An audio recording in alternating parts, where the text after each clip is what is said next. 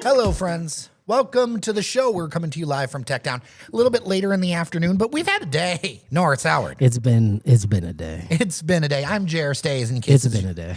In case it's your first time here, wow, it has been a day. I'll just say that. You know what? I think today's theme is going to be authenticity on a lot of levels. Yeah, we don't talk a lot about that. I believe Mercury might also be in retrograde or something like that. Okay, I know nothing about this stuff. What does this mean? Mercury in retrograde. What does this mean? It just means things will be weird. Okay, that's what it means. It's an astrological thing. If you want me to get the actual definition, give me 2 seconds. I feel like this day has been in retrograde. Retrograde seems like a good, a degraded day. So it is an optical illusion where the planet appears to move backwards in its orbit, occurring 3 to 4 times annually for about 3 weeks. Okay. Well, as we stated, we are here. We're going to be recording an episode of the podcast. Stina, I'm glad you were coming in late because I had a 3 p.m. appointment. See, we're here for you. We're always here. We are always here. We'll find a way. We'll find a way. And lovely to see you, Stina. Josh, nice to see you in the chat as well. Absolutely. It is good to see people. You know, community is more important than ever. And we're going to get into that in a little bit. But it's more important than ever today. Lots of news. We're going to touch on Jesse Jackson because I've got some connections to Jesse. You've got some thoughts about Jesse Jackson. Yeah, absolutely. Huge impact in Detroit in a lot of ways. And I'm going to elucidate a little bit on why. Yeah. Because of some family history and things that I know. Also, it's Mardi Gras, Lunar New Year, and the start of Ramadan. And yeah. Jeez. And apparently a full moon, I believe. And there's Mercury retrograde. There's like a whole bunch of there was a solar eclipse in one part of where it's that kind of day. There are some people in our Patreon Discord who are very much into the overall woo vibes. Yeah. And I'm sure they will be able to do full explanations for me when they finally hear this live stream. Yeah, probably. But yeah, it's your Fat Tuesday. You know, I appreciate Fat Tuesday. As I am Slovak, which is 2 degrees from Polish. We always joke in the family we're always imitation Polish. Got you. Because so many of the dishes are similar, but right a next little to different. Each other. Right next to each other. Yeah. Year of the Horse is this year. Okay. So it's all about action, moving forward. You know what a horse? You know what a horse does? It gallops. And you know who's gallop. not doing presidential polling anymore? Gallop. Yes, they're not. You know what? In that, I feel some kind of way about that. Because tell me. A part of me is like, all right, y'all, are you not doing it just because you would just have to be telling us the same thing over and over again, which is people are really upset right now with the current guy in charge? Or are you just going to let AI do it? Like, it just feels like Gallup is for many reasons, or for all intents and purposes, was one of the gold standards of polling. Well, you saw what happened with Stephen Colbert, right? Yes, that was dumb. So people don't know. They were going to have Tallarico on, guy running for Senate In Texas. in Texas, and the FCC, Federal Communications Commission, intervened, sent a note, kind of like, hey, like basically CBS bowed to pressure, said we're not going to do this because they're threatening to take away some protections or whatever. Yeah, fair. They want to reinstitute the whole fair time thing, which was not. There is fair time in effect, but it has exceptions for talk shows and a lot of other things. Yeah. And it's one of the reasons why, actually, a lot of people say, oh, the fair time doctrine or whatever would fix things. No, it wouldn't. No. And it only applied to broadcast television anyway. Yeah, but it wouldn't fix anything because they're still podcasts that don't have to adhere to any standards. So they ended up posting the interview on YouTube. But it goes to show you the amounts of ways that, and Colbert can talk about it because he's losing his job anyway. Yeah, I mean, And I wonder who's getting pushed on that doesn't have, as Eminem would say, the windows down and his middle fingers up. it'd be real interesting to see who takes that slot because they're set up to fail.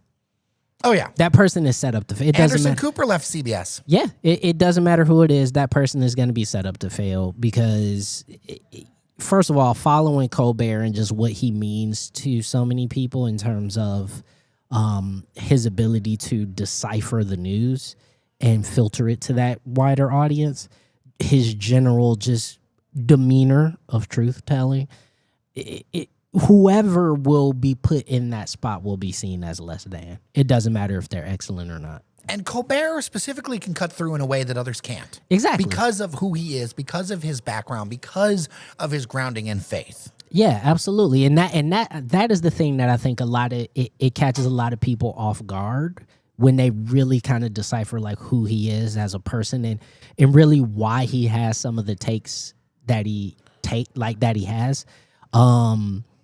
But well, yeah, the whole Late Show brand itself is supposed to end, but you're not going to not put anything in that slot. That's my point. Like it won't be the Late Show. It'll be called something else. It'll be called something else, but you're gonna put something in that slot, and whatever is in that slot is it's gonna be hard to replace that. Well, I know what they're going to do. They're going to probably grab some contributors from whatever that they've hired with this new thing and try to do something, But also, part of what keeps those things afloat is the strength of the hosts and the strength of. I mean, people aren't getting as much news from late night shows as they used to, but they are getting that sort of like clippable, shareable thing. That's still happening. And a lot of people are still hearing about a lot of stuff from the Colberts and Jimmy Kimmels of the world for the first time. And that's something I think us as journos have to reckon with sometimes, where we're so in it that when we encounter other people who just literally wake up and just go to work and go home and, play with the dog, take the kids to, baseball practice and so on and so forth, that, oh, what do you mean that it took till 10:30, 11 p.m. for you to hear about this story? No, actually, it's quite possible when you think about it. I keep thinking about that because we've been doing our newsletter a lot more lately. Yeah. And how many people have thanked me for doing it? Our open rates are like 50% because all this stuff is not making it through social media. No. When it comes to this local stuff, even if it's 2 or 3 sentences on whatever's happening, and it helps add a little bit more context because not every story is worth talking about for 5 minutes on the podcast, but there's still a lot of things you should know about. Right? And a lot of things you should mention, a lot of things you should chat about, and a lot of things you should just you should just hear. So it's interesting to hear about that stuff, but I just think TV in general is in a weird place. I mean, not even just network TV, just all TV right now.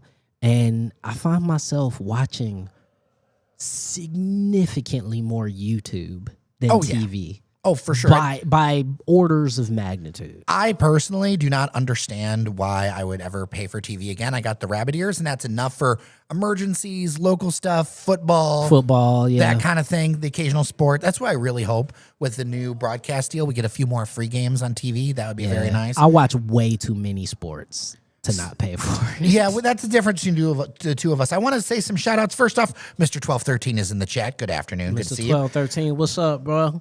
Josh, thank you very much. You're absolutely right for that heads up, and we did acknowledge that. All right, I haven't talked about this on the show at all, but D. Gifford asks, curious to hear your thoughts on Nicole Curtis, or if it even warrants comment. Tell the people. Oh boy, a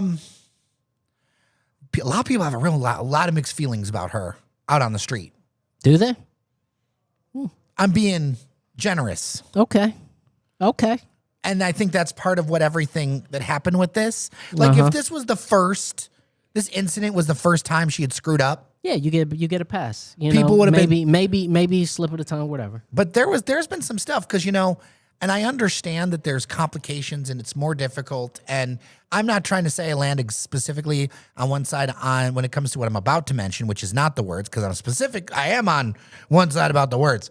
But I live near one of the houses she owns, and there was a lot of my neighbors who were very upset about how long it took, where all these other projects get done, and that one in the city didn't. But Although she didn't. She don't be in the hood like that.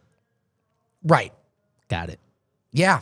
Got it. That's Okay. where the mixed feelings come from, right? So there's context to all this. So yeah, I can see, and I've seen a lot of commentators talk about, well, she just said it once, or it was but this was the thing where she hadn't built up the credibility.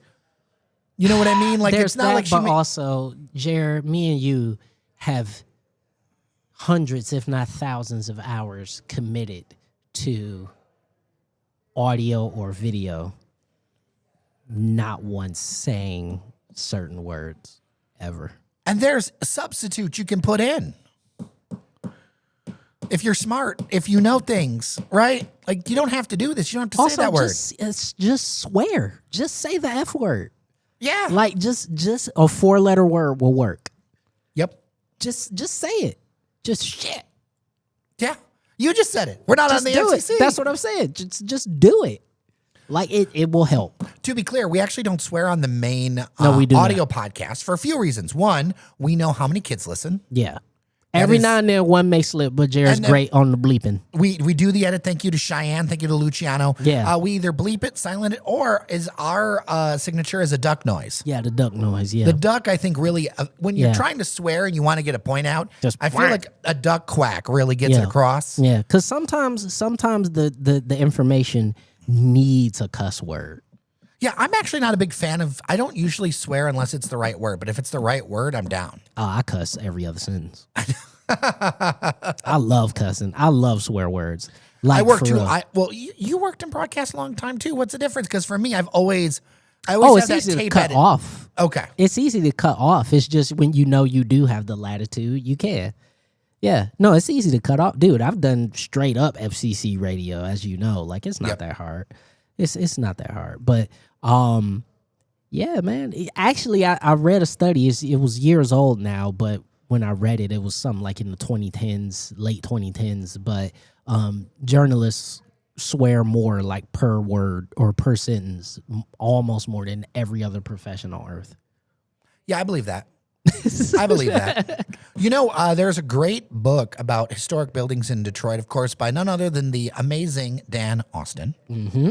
And there is a chapter that I adore greatly about the Detroit Times, the old third newspaper. Yeah, the third paper. Which, by the way, had a shield as part of its livery. Yep. And although ours is very different, Yeah.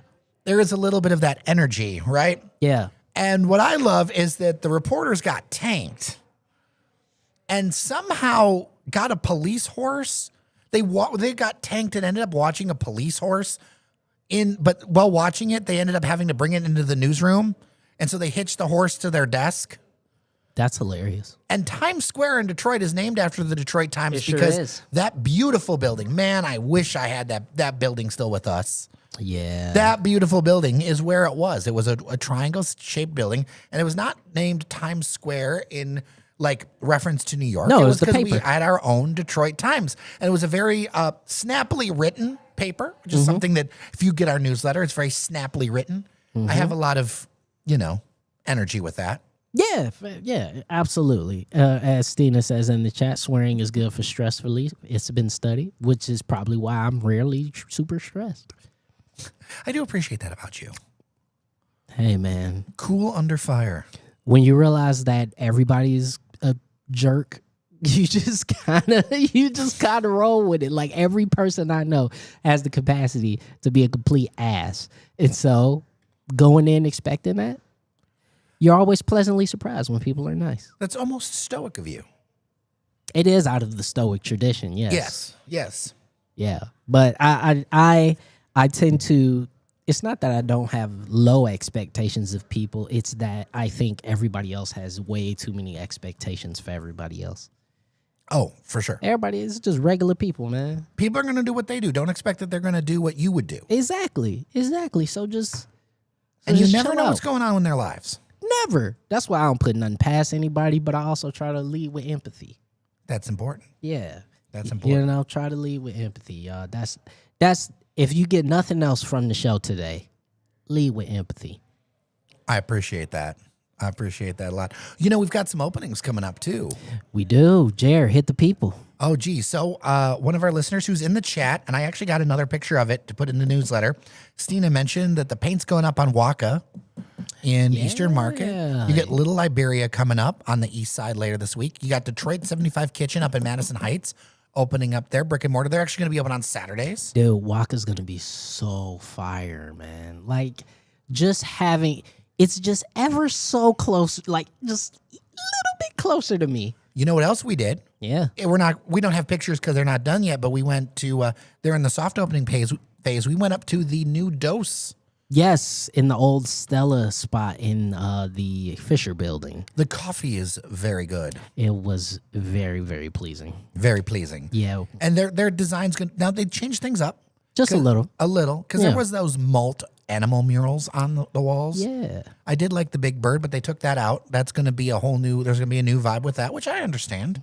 Yeah. It was time to turn that place time over. it was time to do something else. And that happens. But hopefully they could keep it rocking and rolling. I love the Fisher building. I've told people all the time the Fisher building is my favorite building in the whole city. You know, now that it's fully owned by Michigan State. Please put like every human in there. So what if I would love to see, now I know there's companies in there. There's WJR, the Golden Voice, or the Golden Tower. Yep. There's Strategic Staffing Solutions and a number of other businesses. You could kind of consolidate them on some tower floors. Yeah. Wouldn't it be great to have the ability, especially, because U of M's doing a residential hall next to their tower. And we have a photo update coming in the newsletter about that later this week. Some great photos. Great photos, thanks to Ryan Southon. Yep. But wouldn't it be amazing if there was a residential component to the Fisher building? Wouldn't that be great to live in? No. Why not? That sounds like hell. I would not want to live in the Fisher building at all. Really? I like the Fisher building being a business and office tower. See, I like the bustle of it, man. No, it would have more bustle. No, but you got the theater in there. I don't want to live in a place that's got a theater. I think that'd be great. No, I don't want to do that. Sir, you have taste. You like to go do things. I do, but I could be right downstairs. I also like my house to be just housing. Like, see, I disagree fully. Let me not I think say it should just be a combination of the two. Let me not say just housing. There are certain things that I absolutely do not want in the same building as me. Any large scale entertainment venues, I do not want. So one of my siblings lives basically right next to a club. Okay. And it's not ideal. The club? Yeah, it's not ideal. Like, I'm not going to go into super detail on which one or whatever, but no. See, I feel like there's enough separation there, and it's the theater crowd. You could have a different entrance. I mean, maybe, but every now and then they have a hype show at the Fisher Theater now. Don't say it's just, it ain't just Les Mis. You know who's going to be doing more shows and diversifying bit is the Opera House. Yes, and now I'll say this. I love when the Opera House got something going on. Because, you get to see people, they be out on Broadway. They be having all their little stuff on. They little outfits. See, that's what I like. Now, I will say that. I do like seeing people put their little outfits on and go for a nice night on the town. And if you lived above the theater, you could have your outfit on and your outfit could be so fresh and very literally fresh. Let me tell you something. You would just be an elevator ride. let me tell you something. Even with all that said, I still want just that little itty bitty separation from the public, right? Like Just a wall. that little itty bitty separation. Okay. Right? Because I always think of what if somebody just get lost and just end up on my floor and now it's chaos, right? Like, you know, or that one person who's just like, I know I can get up there, you know, Right. and but because it's such a big public thing, so to me, there's the safety element. But listen, I get it. I mean, I'm not saying it's the worst idea in the world. Jay Bird, we're good. It's good to see you. What's in the happening? chat. What up, though? As we say in the D. All right. Engineer Randy in the Patreon chat put out something. He believes that you should write out what up dough with a though, because it's only you can, I guess it's in the, you can write it out as though or dough. No, he's wrong. He's just wrong. I feel like people would just read it as though. No, he's wrong. Really? WUTUPDOE. What up, dough? So it's its own word in your mind. Yes. What up, Okay. dough? That's the only way. Any if you spelling it any other way, violation. A violation. Flag on the play. Wouldn't it be amazing if you, this could be very funny, Norris. You could be the Detroit ref Oh, I will be. and just drop flags, but the flags are like purple, Yeah. not yellow or orange. They got to be purple. Yeah. What you know what? What is the color of Detroit? What is it? That's seafoam green, which is inspired by the city of Verdigris? Detroit. The verdigris. So it's got to be a verdigris flag. But come on, who wears verdigris other than Detroit City FC sometimes? I will wear it if I could find a good fit. It's a very interesting color. I would wear a verdigris outfit. Mr. 1213 is piggybacking on Walmart, thinking that Detroit should get a Walmart or Target within city limits. One-stop shops that sell linens, bathroom accessories, as well as clothing for families. I'll take a Target, not a Walmart. And I know black folks are supposed to be boycotting Target. I know. But I'm just saying, I would take a Target before a Walmart instantly. So you're not against the idea of the one shop. Let's be No. clear. And also, we got hella, you telling me you can't get bed sheets at Meijer? You know where you can get bed sheets. People are going to get mad at me. But listen, I live on the east side. And sometimes you just got to go to Family Dollar. I'm not getting no sheets from Family Dollar. I'm not doing that. No, I'm just saying they're there. They're there, I won't want them, but they're like, there. do you want to sleep in I toilet? have gotten a bucket. Do you? It's good for that. See, I've gotten a bucket. I've That's gotten fine. a mop. Yeah, I've it's gotten fine. some If it's like, cleaning oh my supplies. God, my spatula broke, go to Family Dollar. What the hell? Like, that's fine. But no. But that's my point. We got 3 Meijer in the city limits. You telling me you can't? And on top of that, Meijer's a Michigan brand. Why would you not want to support the Michigan brand? Listen, we can talk about, I don't like the Meijer family and all that. You don't even know who runs Target, and we all know about the Waltons. So, I at least would rather rock with the Michigan brand, me personally. So if I got to make a choice, Spicy reel. people really was feeling like, listen, I felt like it was about 60-30. I felt 60% of people was with me, 30% of people wasn't with me. And that's fine. Everybody's entitled to their opinion. But yeah, I just, based on the data, based on the product, and then Walmart always be having too much going on. It'd be dirty. It'd be all kind of products all in the aisleways. It's just retail hell is what it is for me. I go to Walmart and I have a nervous breakdown. Like, I hate that place. Well, we know who we're never going to get a sponsor from, I think. I'm just, listen, man, but all they got to do is tighten up. If they tightened up, I would go. Stina says Sam Walton was the last good Walton. I don't know none of them. I don't want to know none of them. All right? All I know is Meijer. Okay? That's where I go. If I got to go to a big box store, I'm going to Meijer. I like Meijer. D. Gifford, in regards to Walmart, we are so used to big box stores in Metro Detroit. In 1928, there were 600 Kroger stores in Detroit. How about more small box neighborhood stores? You know what? There's a ton of storefronts that used to be Kroger's in the city. They're kind of fun to find. Absolutely. And you can find some of the old ghost signs that were next to it in different neighborhoods. Let me tell you, Kroger actually was my growing up. That's the grocery store I went to. Actually, I used to go to Great Scott. I remember the Great Scott that was right off of 94. Yep. Right across from the golf course. Yeah, I used to go to Great Scott. It was one on Chicago and Telegraph that my family used to go to. But then that Great Scott became a Kroger. And of course, Farmer Jack. Oh, we are there. First Were of you all, more Farmer Jack it's than before Farmer. It's Farmer Jack's. That's true. And yes, we used to always go to Farmer Jack's. We always have to add the multiples. Yeah, Kmart's, Targets, and Farmer Jack's. We have a listener sitting in the Rivertown Meyer parking lot right now. First of all, Stan, don't be telling people where you at like that. All right, that's number one. Okay, you come back on the back end, all right, and say I was up there, right? You know. But anyway, I like Meyer, and that Rivertown Meyer is clutch, super clutch. Jay Bird read the fine print of the Rivertown Biz this morning. Huge fan, super excited. We got. You know what? I need to remember to include that feedback in the show when Let's we do record it. Because a lot of people gave me a lot of feedback that they were very excited about the biz. That's what I hear because listen, and we'll go into obviously more detail about that, but you know what I love about the Rivertown Biz, and again, people can feel how they feel about public-private partnership, but the proof is in the pudding when you're thinking about what has been happening in downtown and how the revitalization has been fairly geographically even.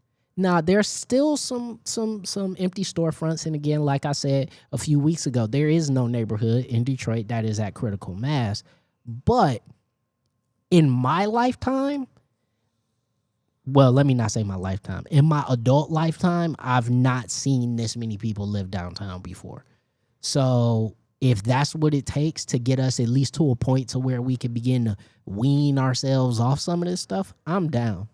Yeah. I'm down. I want more small box neighborhood stores. I love the fact that Lip Bar is right there on Woodward next to Fenty, right? Like, I love that, right? To me, that is super exciting. I love the fact that there is starting to become more of this blend of, medium-sized businesses. Really, that's the jam right there to me, is medium-sized businesses, right? Because I hate that there's no delineation between, like, either you're, the local shoe shine man or your Target.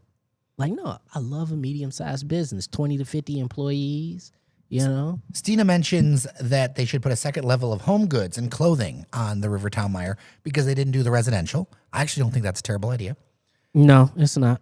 And Mr. 1213, there needs to be a one-stop shop near the downtown area, whether it be Meyer or Target, especially for those who don't own cars. Gratiot or Jefferson would be ideal. I mean, I don't disagree. you're in that. A lot of our some of our listeners, some of our most passionate listeners are in that world. I do not disagree. I completely agree with you. Anything but Walmart. Yeah. Anything but Walmart. But yeah, I'm down. Like you put either you expand the Meyer that's there, or if a Target wanted to be down there. I mean, if you've been a long time listener, we've been talking about a downtown Target since forever and a day on this show.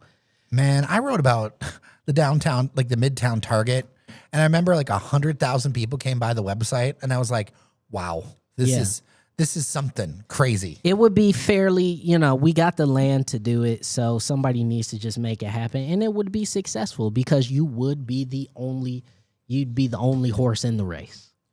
Well, we should get into the show. Let's do it. It's going to be a little different. We're going to have some news, of course, but it's going to be a little different. We got some stuff to get into. We do. If this is your first time watching the live stream, just so you know, this is how it works. We will record our audio version of the show. We do not go into chat conversation while we're recording the show because when people are listening while they're out there and about or watching a video or whatever, they might be a little confused if we're talking to chat in the middle of it. We want to keep the flow going, but please put your questions in the chat or talk them out amongst yourselves. We do keep an eye on it. Maybe there's something we can incorporate on the fly, or we'll also listen and talk to you afterward for a little bit. I do have to get out of here.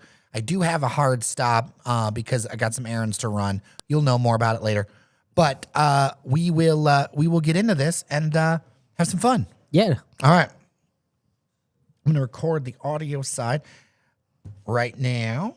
hit recording. I'll do a little clap for people. So people in the background, when I clap, it makes it easier for me to match the video and the audio later on if I have to edit. Okay. Okay. And of course, the dateline will be tomorrow because this is when the show will go into people's podcast feeds. Mm-hmm. And in 5, 4, 3, 2, 1. Hello, friends, and welcome to Your Daily Detroit, sharing what to know and where to go in Southeast Michigan. This is your show for Wednesday, February 18th, 2026. I am Jer Stays, and I am joined by none other than the Prince of Brightmoor himself, Norris Howard. How are you? What's going on? The West Side is back in the building. Hello, Jer. On this, the weather has finally broke, my friend. It has for a little while, yeah. Yeah. Like I'm for the excited. rest of the week, we're going to be in pretty decent shape. I am pretty excited. A lot of snow has melted. Yeah. And which means now we're all breathing in every CFC and carcinogen known to man. That's actually a very interesting point because people were asking, I saw this online, why is it that our air quality is down? And it's because the actual evaporation of the snow releases stuff that was caught in. Yep. And it degrades the air quality locally just for a little bit. Well, and it's not just that. It's just so much melted so quickly. Like normally there is kind of a weaning off and it slowly melts. But no, we had like a 25-degree flop in 3 days last week. Welcome to Michigan. Yeah. And so If you're new here, this is what regularly happens. this is normally how it happens, actually. We just been spoiled the past few winters. But yeah, that's what it is. So if you got breathing trouble, make sure you keep your rescue inhaler by you. But we should be okay in the next couple days. Yeah, for sure. All right, so today we're going to talk a little bit about, I think, authenticity will be the theme. I think about this because there's the news that Jesse Jackson passed away. Yeah, we got, as of recording, we got that news early in the morning that Jesse Jackson had passed away. And let me tell you, man, as a black kid growing up in Detroit, you get taught about certain civil rights leaders, and Jesse was definitely one who was very closely related to and tied to the city of Detroit. Obviously, people always use the I Have a Dream thing with Martin Luther King, and then there's always Malcolm X as well, which was, I believe there was only a handful of cities that had schools named after Malcolm X, and Detroit was one of them. Mm-hmm. But Jesse Jackson was another one who was very closely aligned with Detroit. As you know, he ran, the founder of the Rainbow Coalition, and ran for president a couple times, and even won a primary in Michigan, a Democratic primary in Michigan at one point. That's how popular he was, where people saw him as a viable leader for the presidency in Michigan. It was very, very, very cool to see, and obviously it would be another almost 35 years before we actually saw a black president, but that's kind of who he was. He was one of those kind of people who really resonated and really stuck with me, because when Obama did win, there's this image of Jesse Jackson in tears in Chicago watching the Obama family stand up there, and it is an image that will stay with me for the rest of my life, because it was like him seeing his own dream realized through another person. And I just thought it was fantastic. It's a reminder that the ratchet of progress moves slowly and each thing builds upon the other. And we can look back and be like, well, so-and-so didn't do enough, or they didn't. You got to realize the context of the time a little bit. Yeah. And also, as we have learned with all of our leaders and everything else, humans are imperfect. Absolutely. And so there's every person that we look back and go, I know that there's criticisms of Jesse Jackson from all sides as well. But at the end of the day, he did push the ball forward. I mean, although that does sound like a little bit of a pun, considering the Rainbow Push Coalition of people united to serve humanity. And, for me, I have a little bit of a personal connection. My great aunt did a lot of labor organizing and told me a lot of stories about Jesse Jackson because of all the work that they did in the 70s. There's a bunch of photos of them together because my great aunt did a ton of work with the CLUW with women's rights at a time where, I really feel like a lot of the coalitions around women's rights, black and brown rights of all different flavors, there's almost like a splintering happening right now. Yeah. And back then, it was the realization that there's got to be ways to work together. And that was kind of the push at the time that labor and women's rights and rights for people of color, it all is advancing together. And one of the reasons why I feel like there has been some steps back in some of this is because a house divided falls. Yeah, absolutely. So I really appreciate, the legacy that Jesse's leaving, and rest in power. And I think, unfortunately, he was the last one left Of what? of sort of that civil rights era breed of leaders, of activists who really carried on that tradition deep into the 80s and 90s. I mean, he was there at the assassination of Martin Luther King. He was on there. the balcony. He Yeah. was on the balcony right there with him. And so, in many ways, he was the survivor of that time. And now that he's gone, I think that is a chapter of American history that obviously is not closed, but the last player of that era, I think, has finally left the stage. Yeah. Well, let's get into a couple of local things. First off, an event that's coming up that will be an update to a story that I know a lot of people are interested in. There will be another public meeting. It'll be number 2 for the I-75 CAP feasibility study. Yep. That's coming on Tuesday, February 24th from 6 p.m. to 7:30 p.m. at the MSU Detroit Center over on Woodward Avenue. I plan on attending because it's going to be interesting to see what updates there are to this project. I know a lot of eyes, especially in the shadow of what happened with 375. A lot of eyes are on I-75, and I feel like there's a lot more winds in direction towards 75 happening. So if that's something you want to have your voice heard, that's something that I know that I'll be keeping an eye on. I know that you're going to be out of town. Yeah. And so we will not have a live stream next week on Tuesday because you'll be out of town. So will our producer. So regardless, something to take a look at. I think a lot of people are going to be very invested in what happens with 75 because there will be no way that anyone in the region can miss it. No. If you go to a sports ball game or if you go to a concert or whatever, this is an infrastructure project the whole Southeast Michigan is going to see. Absolutely, and it's going to be something that's going to be incredibly valuable to the landowners in that area, particularly the Illiches, who, as we know, own the Fox and LCA and so on and so forth. But currently, right now, one of the issues with downtown is that it is surrounded on all sides by highways, and there is nothing that really connects them all that makes it all feel like downtown is a part of what's happening in other parts of the city. That was part of why the I-375 project was supposed to happen. I think this one on 75 is significantly more realistic to happen. It's still in the planning stages. Yeah. There isn't funding, so they're still out there. And you know what? There is progress moving forward with 375. There is. But it's moving. It's going to be interesting to see how this all comes together. Yeah, for sure. Let's get into a little bit of feedback, and this is from Brian. Having caught up today on recent podcasts, I thought I would comment on biz zones. While I love the warmer weather, I lament the melting snow that has covered the widespread litter and trash the past month or so. To me, this is a quality of life issue in the city that just won't go away. Except for downtown, Biz Ambassadors, and the Riverwalk conservatively maintained areas, the city is littered. It's disgusting. I was pleased to learn the East Riverfront area will have a biz zone. I've been advocating something similar for years, an ambassadors type program for each district paid for by both the city and large businesses in each district. Employing locals, emailing the mayor and council my idea seemed to be met with crickets. There are 3 litter solutions as I see them in this city. There are solutions that are possible. 1, change the behavior of the offenders, not going to happen.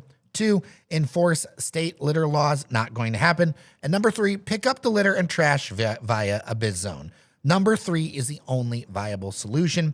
It's time to take the city to the next level, not surrender to the status quo. Yeah, I think that's pretty spot on. I think, specifically for where we are right now, because again, the issue is that there's no tax base currently to further expand any sort of waste management or waste removal in the city. The city is already tapped out on what they can do. By having these bid zones, as you very eloquently illustrated, the downtown Detroit partnership is able to deploy additional trash pickup and try its best to keep it beautified. And so, we talked earlier about the bid zone I think it was last week.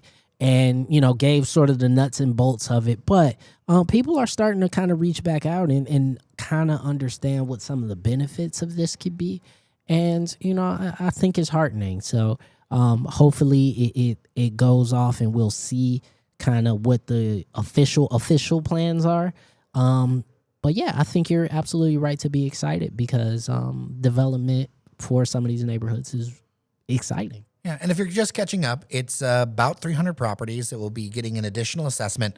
They'll raise additional money so that they can basically have targeted services in their area, right around Jefferson from downtown up to about the bridge. Yeah, to the Belle Isle Bridge. Yeah, that kind of area. The MacArthur Bridge, excuse me. Yes. So, couple of things I want to talk about.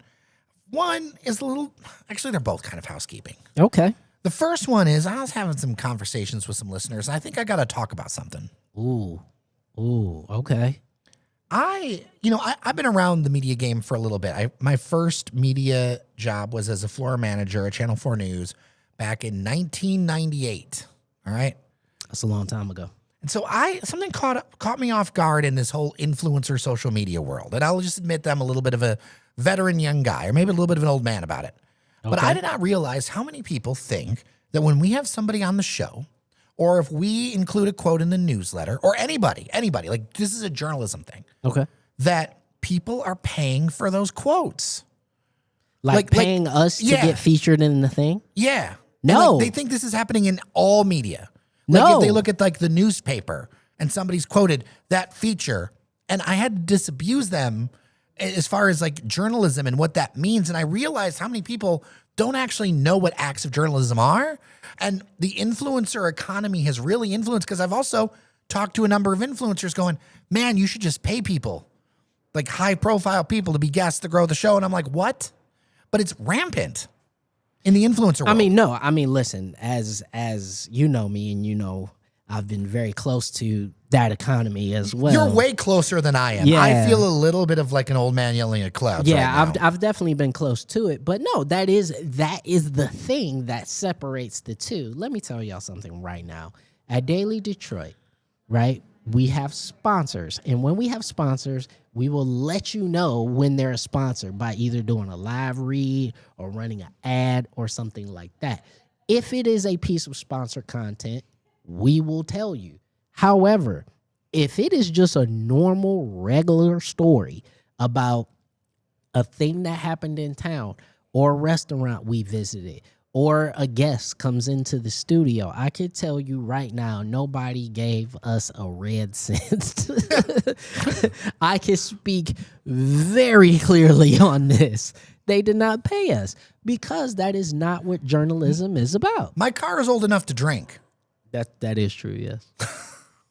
Just keeping it a buck. Yeah, but that's the difference. And I think we need to talk about that in the influencer world, because I have been surprised how much, especially like with tech companies, but other companies are reducing the amount of people that they deal with the media, and then more and more leaning into influencers, and then even preloading them with questions. We don't discuss our questions with our guests ahead of time. No. There are a lot of people who will not come on this show because we won't do that kind of prep work with them. Yeah, and let me put it this way. If you want to come on the show, it's because you're brave. And you're brave because Jer asked really tough questions, or I asked really tough questions. But these are the questions that the people need to know. So I just want to let everybody out there listening kind of really get a deep understanding of this. It is exceedingly rare, and this is for almost every outlet. It is exceedingly rare for a journalist or publication to get paid to feature a person or to get quotes from a person. Because first and foremost, you got to realize a lot of times this stuff is just happening in the field. I think that's one of the lines between journalism and sponsored content. Yeah. Yeah. Right? It's a huge line. Yeah, To me. and you know, if you're just in the field, like what apparatus was there? Like you think they just cash apped me like right then and there, just be like, oh, I want to be featured in Daily Detroit. Here's a cash app. Here's $55. That's how much it costs to get a quote. No, we're going to a thing. We're getting quotes from people. We're talking to folks. We're getting the information to share it with you. That's why we do things like Patreon and stuff like that, because those are the funding sources, not people who are looking to grow their, social standing. I got asked that in the context of why do you ask for listeners to help support you as well as sponsors? And that's why, because they're used to, one of them was a YouTuber and they're like, well, we just exchange money. And I'm like, that's not how that works. Then you're not a journalist. Right. You're an influencer. Yeah. Right? Like that is and the that difference. is the line. That's the line. Or a line, one of the lines. That is a line. Let me put it that way. Because again, if I were to get an offer from, a brand to be like, hey man, do a commercial. Okay. I'm not going to do a news story about that. I'll read the script that you gave me in your commercial. But if it's a news story, that puts it in a whole different realm, and we got to talk about a whole different thing and a whole different type of payment structure, because now we're just talking about sponsorship. Yeah, and I think a lot of younger consumers, when I say younger, I'd say under 45, people who didn't grow up with newspapers as they were. And I know that there's a lot of distrust out there. I know there's a lot of people who really look to the individuals for trust in media. Yeah. But I just want to share how we do it in our house. Yeah. Other people may do it in other ways, but I wanted to share how we do it in our house because I think it's important. Yeah, and again, sponsored content is a thing, and We talked about Punchki vodka last week. We it's- love roofing. Yeah, We love the best choice for roofing. That's all you, man. But yeah, we sponsor content is a thing that exists. It's neither here nor there, in my opinion. Some people do it, some people don't. It is what it is. But as far as Daily Detroit goes, we view ourselves in the line of, straight news in terms of payment structure. We are not going to get people coming in writing checks just so they can be featured on the show. And when it's sponsored, when they do write a check, we tell you, Yep. Thank you for your support. Those kind of things you'll be able to tell. Somebody's coming in talking about something, we will straight up tell you. Yep. We do not hide that. We always are just like, this is how it is. Yeah. All right, this last one is a little bit more tough for me to talk about. I wasn't sure I was going to bring it up on the show. I'm not going to get into the specifics. But we lost a couple of listeners this week who passed away. Yeah. And I've realized now that we are big enough that I can't get into the details until everything's disseminated, and I'm going to talk to some folks. But I want people to know that, I really appreciate every listener. Every listener, in this case, doing photography. One of these listeners has stuff that's in this studio. Yep. That was a gift because they love this show. Listeners that were really passionate about Detroit, who would come up to me at events and ask me, well, what's happening over here? Or I thought you were full of it on this. And it's a reminder that Detroit and Daily Detroit and everything we're doing is a community. It's a reminder to spend time with people. Absolutely. It's not worth it to work all the time. Nah, it's not. You got to spend time with your people. You got to appreciate the art people create. And it's always so tough to hear. And 2 listeners in 1 week Yeah, it's rough. is real rough. If you know them, you know who I'm talking about. I may reference them on a future show. I just feel like it's too soon to get into Too specifics. fresh. Yeah, yeah. But it hurts, man. Yeah, and one thing that I want to share is just to say, number one, we appreciate every listener out there, because even though we may be, too big to begin to start sharing our information, we are small enough to where we do know our listeners. And we do care very deeply about all of you who listen. That is why, we get excited when you guys come into our chat, when we do our live streams. We get super excited when you all visit us, when we do our coffee meetups or our bar meetups or have parties or whatever. And we get really excited when you guys share the show out and bring new people in. And it is a community. And so my advice to you is wake up with gratitude that you are a part, not just of this community, but many communities. All of us are a part of many communities. Born into them, some we choose, some we don't. But we all have the ability to reach out to that community, reach out to that closeness, put your arms around your loved ones, put your arms around your friends, and just continue to do that, because we all know it's a tough time for just about everybody. And hearing that listeners, we've lost listeners, is always going to be rough. But also at the same time, I'm grateful that we could share this information in this show with them. And so that's what I choose to lead with, is with that gratitude and that thankfulness that we were able to share that. Each and every day is a gift. That's right. It's a reminder. Each and every day is a gift. And in some ways, kind of tying back to something Jesse Jackson would say, we really do believe that you are somebody. All of you. It matters. Like we aren't part of some big conglomerate out of Virginia. This is that somehow miraculously happens, and it miraculously happened in thanks to the couple of those people. That's right. One of them I remember came up to me. I was on Woodward Avenue. It was like, you're wrong, but I'm still going to listen. You were wrong last week. But we love that, though. Yeah. We love that. And that's the specialness of doing something rooted in the community. And we do it for you guys. And I thank you. And I appreciate you. I hope that all the people who love you, who knew you more than us, hug your people, appreciate you. All right. We're going to end it here. Thank you so much to our members on Patreon, patreon.com/Daily Detroit, because local media requires local support to survive. As always, you can follow us on Daily Detroit. Check out our newsletter, dailydetroit.com. We're sending it out almost every day now. A bunch of highlights, everything that's happening. If you've got feedback, dailydetroit@gmail.com or 313-789-3211. Leave a voicemail for the show. We really appreciate you. With that, I'm Jer Stays. And I'm Norris Howard. Thank you so much for listening. Remember that you are somebody, and we'll see you around Detroit. Good job, Jer. Thanks. All right, let's get into the chat. Good job. Let's see. Connecting downtown with the Lafayette neighborhood would be great. It's such a pretty on an island neighborhood.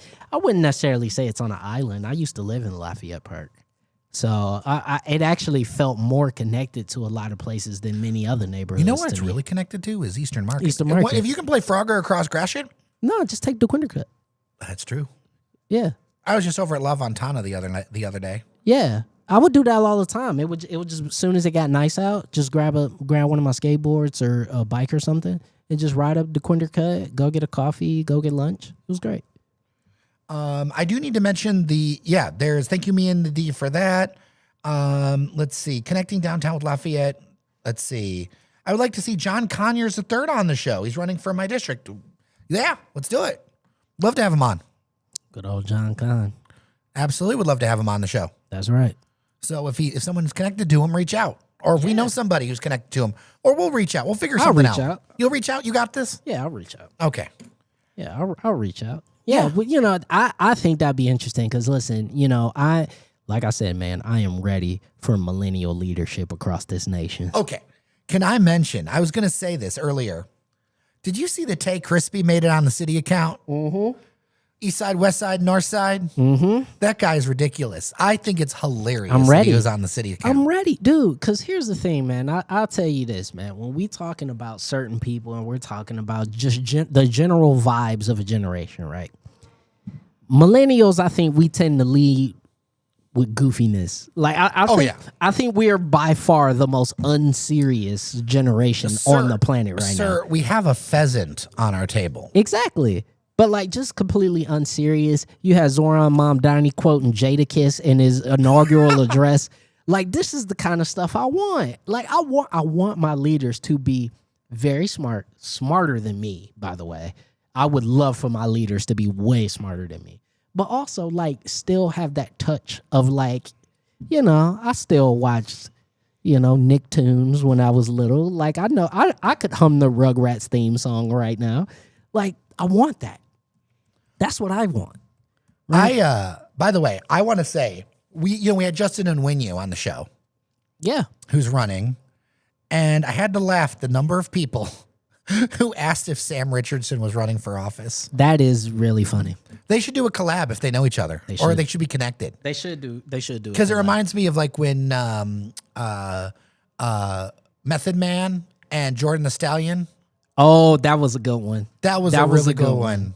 They should definitely do it. Listen, man, this is what I mean. Like, I want the unseriousness of the millennial generation to get into the leadership, because when we do that, then it just takes the temperature and the heat out of a lot of this stuff, dude. So we can get down to just being a fun and level-headed, even kills society, man. And move forward into what can be the next phase of America. That's what I want. Oh, I hear you. Just checking this chat real quick before we wrap up here. It's almost as if from D.E. Gifford, we need another J.L. Hudson to move into downtown and start a new dry goods store, then grow it to the largest department store in the state. I mean, maybe. Do people really like rock with dry goods stores like that again? When you say dry goods stores, I don't think about J.L. Hudson's. You know what I think about? I think about that place. I think about National Dry Goods. Yeah, over in Corktown. In Corktown. Yeah. That's what I For think a long of. time, that was the only place I could buy pants. Yes. You get a whole Dickie fit. That's right. You get a whole Dickie fit. That's where I got the inspiration, where sometimes I wear Carhartts as part of my business clothes. Yeah. Because that's the only pants I could get downtown Yeah. for a while. So, I mean, yeah, of course people are still into it. I was being facetious. Oh, for sure. But, I mean, yeah, I think so. It's just a matter of in downtown where do you put it. But, I mean, who knows? Okay, so did you see that? Maybe on one of those garbage parking lots. Did you see that the old Comerica building, the bank building, the 3-story The one one on Fort? got sold? Oh, to who? Bedrock sold it to a lawyer, Oh, a law firm. was it Jumana? No. Dang it. I think it was Todd Flood. Oh, okay. Anyway, I wonder if it's all going to be office, or could there be some other use? Because that lobby space would be very That cool. lobby space would be sweet. That lobby space. So that and the State Savings Bank are both buildings that would be great for medium-sized retail. Yeah, that would be cool. See, also, like, what if you just put like little baby malls? You know how they have like on Michigan Avenue where they have like a building and it's got offices, but they got them little baby malls where it just might be 25 stores in the baby mall. Did you see that Jimmy John's is coming to Corktown? Word? Ain't there like 5 Jimmy John's in like this 3 square mile Jimmy area? John's? Jimmy John's? All the Jimmy John's? I mean, I don't mind Jimmy John's at all. I'm just saying. We might talk about it on the main show with Devin O'Reilly because he likes the cocktails. But you see Mutiny Bar is done? Mutiny Bar will be done at the end of the month. Will be done. Yeah, I think they said was March 1 or first week of March they would be done. It sucks, man. It sucks. You know, I know people really like tiki bars. But yeah, man, it's always sad to see a bar close. You know, but you know, Gen Z ain't getting drunk, so There you go. there it is. There it is. All right, I'm going to leave it here. I got to run some errands. Yep. I really appreciate everybody for tuning in. A reminder, no live stream next week. Both our engineer and Norris are not going to be in Detroit, but we're going to have some bonus Norris content for you. Yeah, And we will pick up the live stream again in 2 weeks. yeah. Very exciting stuff. We'll have some fun things. If you got feedback for the live stream or ideas, dailydetroit@gmail.com. Let me know. I also got a couple pitches for collabs, so we'll do that. Oh, one other thing that I didn't mention in the podcast. Vote for us for best podcast in Detroit. Yes, please. Best podcast in Detroit. Our Detroit. Please do not let the St. Brown brothers beat us again like they did last year. I was really upset about that. Listen, last year I was willing to accept it because they were having a good season. This year I'm not. That's right. Yeah. And on top of that, they already got one. So let us get one. That'd be great. Wouldn't it? Like, for real, I would please give me a reason to put my little outfit on and go to the award show. Please. I would love that. Do it for Norris's fit. Please. I would thoroughly enjoy it. Give me a little jacket, you know? Maybe some kind of fur. Oh my gosh, if you showed up, that would be hilarious.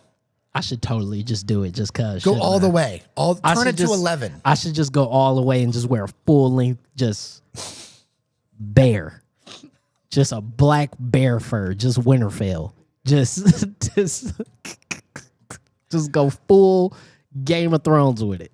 That is amazing. Player Game of Thrones. Yep. All right. Thank you so much for watching, everybody. Really appreciate you. Feedback, as always, dailydetroit@gmail.com. Remember that you are somebody. We will talk in 2 weeks. See you in 2 weeks Tuesday.